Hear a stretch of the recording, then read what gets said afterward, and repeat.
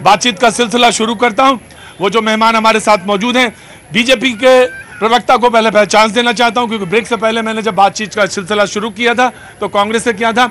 उन्होंने कुछ आज ट्वीट किए हैं और उन्होंने एक सीरीज आपने कांग्रेस को लेकर की है कार्टून की। मैं चाहता हूं कि वहीं से बातचीत का सिलसिला फिर से पकड़ें, उसी रेशो को पकड़ें और बातचीत के सिलसिले को 24 और उससे पहले जो सेमीफाइनल होना है वहां तक लेके जाएंगे। जी देखिए, पॉलिटिकल सरकाज़म हमेशा इंडस्ट्री में रहेगा, हमेशा पॉलिटिक्स में रहेगा और मुझे लगता है उसी बिलो द बेल्ट नहीं होना चाहिए। मैं वही कहता हूँ, अगर बिलो द बेल्ट की बात है तो आपको फिर आईएनसी इंडिया जो कांग्रेस का हैंडल है उसे जरूर चेक करना चाहिए एक बार। उन्होंने पीएम साहब को लेकर के कैसे कैसे बिलो नहीं होना चाहिए, मैंने कहा है। उन्होंने तो छोड़िए, पीएम साहब को नहीं छोड़ा है, तो मुझे लगता है अगर वो गलत है। देखिए मैं कहता हूँ, अगर वर्ड ऑफ वॉर होगी तो भैया फिर हम पर मॉरलिटी मत थोपिए, फिर हम भी पॉलिटिकल पार्टी, अगर आप कहेंगे तो हम जवाब देंगे। हमारे वाले भी तो फिर भाई दिक्कत में है ना कि भैया आप कैसे लिख देंगे, फिर हमारा भी हाथ खुला। तो बिल्ली के गले में घंटी कौन बांधे? पत्रकारिता करना इतना आसान नहीं है। तो तुम सोच रहे हो कि बैठ के 4 आदमी को बुलाएंगे, जमींदार जैसे बैठे हो कि 4 आदमी जाए कहने हकारा में कि भैया बोलेंगे। भैया मुझे नहीं लगता तुम पत्रकारिता करोगे। तुम्हारे अंदर कीड़ा कुछ राजनीति का है, मुझे पक्का लग रहा है, विश्वास है? ये चुनाव तो नहीं लड़ना चाहते? नहीं, ये पत्रकारिता ही करना चाहते। ना चेक करो जी। प्रतीक भाई अभी राजनीतिक फुचिता की बात कर रहे थे। अगर हिंदुस्तान के अंदर राजनीतिक फुचिता और राजनीतिक सबसे निचले स्तर तक डालने का कोई कार्य किया तो भारतीय जनता पार्टी के नेता नरेंद्र मोदी जी किए हैं। वो कैसे किए मैं बताता हूँ। ये किसी को अर्बन नक्सल बोलते हैं, किसी पार्टी को आतंकवाद से ये कंपेयर करते हैं। मैं कह रहा हूँ कि हिंदुस्तान के अंदर इंडिया एक गठबंधन हुआ जिससे पूरी भारतीय जनता पार्टी खलबला गई है। हम लोग मुद्दों की राजनीति करते हैं। हम क्या कर रहे हैं कि 2014 में जो वादा किया, 2019 में जो वादा किया, उस वादे पे चुनाव लड़िए। आपने 2014 और 2019 में बोला था कि हम 2 करोड़ रोजगार देंगे, आप उस पर चुनाव लड़िए। आपने बोला था कि हम काला धन लेकर के आएंगे, आप उस पर चुनाव लड़िए। आपने बोला था सिलेंडर दाम हम 400 रुपए करेंगे, उस पर चुनाव लड़िए। आपने बोला था पेट्रोल और डीजल का दाम 35 रुपए करेंगे, उस पर चुनाव लड़िए। आपने बोला था कि हम डॉलर की वैल्यू 1 रुपए करें, उस पर चुनाव लड़िए। लेकिन आप उस पर चुनाव नहीं लड़ेंगे क्योंकि पिछले 9 सालों में कोई एक काम नहीं किया जिस पे आप चुनाव लड़ सके। आ जाना गाने के लिए, दावत दे रहा हूं, ठीक है? बिल्कुल पक्का आ जाना, आज नहीं लेकिन आ जाना, मंडे आ जाना, ठीक है? मैं पहले टेस्ट लूंगा और उसके बाद मामला बन जाएगा। जी you want to very quick नीति में दे रहा हूं। देखिए, आज दुनिया में भारत दुनिया की 5वीं बड़ी अर्थव्यवस्था बन चुका है।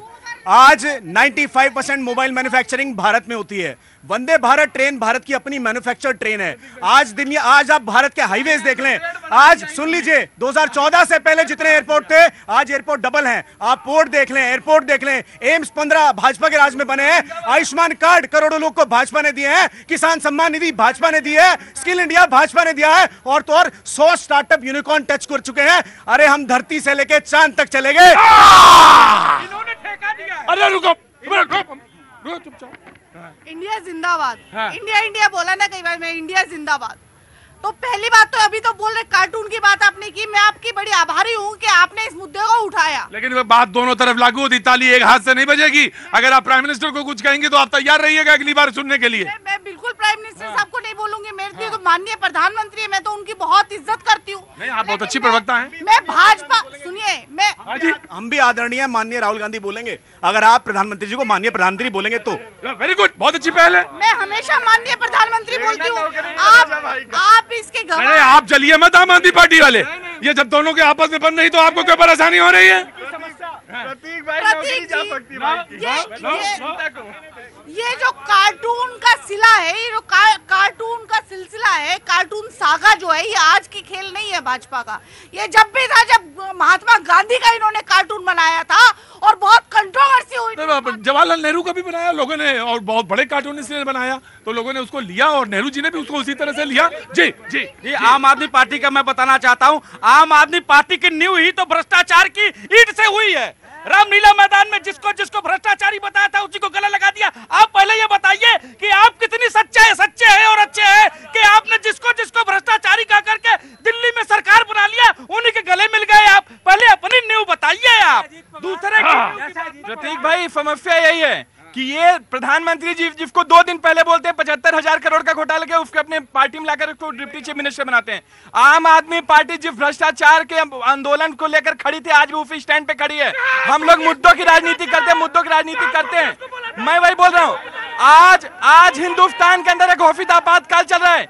हम सब लोग मिल करके 26 पार्टियां मिल करके भारतीय जनता पार्टी जो हिंदुस्तान के अंदर आतंक चल रहा है उसको समाप्त करने के लिए हम लोग इकट्ठे हुए हैं। प्रतीक जी, आज इस डिबेट में एक चीज का तो प्रत्यक्ष प्रमाण मिल चुका है कि विपक्ष ने झूठ बोलने में पीएचडी कर रखी है। अभी इन्होंने बोला कि गंगा जल में टैक्स है। जीएसटी काउंसिल ने 2017 में न केवल गंगा जल लेकिन पूजा की सारी सामग्री जीएसटी से एग्जेम्प्ट करी हुई है।